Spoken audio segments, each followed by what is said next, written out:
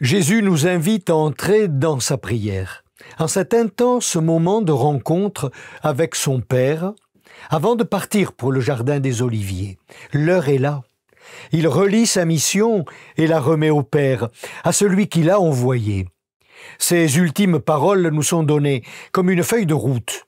Nous les recevons comme celles et ceux qui sont dans le monde, mais pas du monde, disciples, qui poursuivons le chemin ouvert de la bonne nouvelle.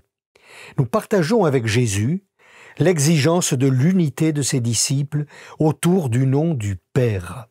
Unité portée par la vie de chacun, pierre vivante de l'unité du corps tout entier. Mais l'Église pour l'unité du genre humain.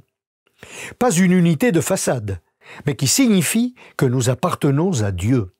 Non un Dieu qui divise, mais source d'unité pour l'homme en lui-même, pour les hommes et le monde.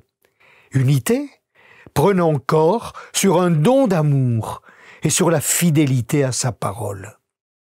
Unité qui donne à tous ceux qui portent le nom de chrétiens de travailler non dans la dispersion, les oppositions, la concurrence, mais à faire advenir le règne de Dieu par la paix, la réconciliation, la justice et l'amour.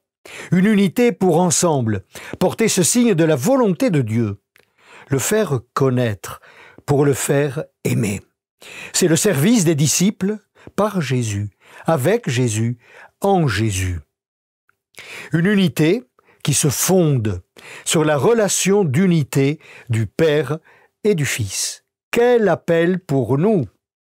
Et Jésus, le berger, demande au Père de garder les disciples et de veiller sur eux. Jésus prie pour nous. Le relais va se prendre, mais être chrétien, être au Christ, suscite toujours haine, incompréhension, violence, rejet. Jésus prie pour notre fidélité.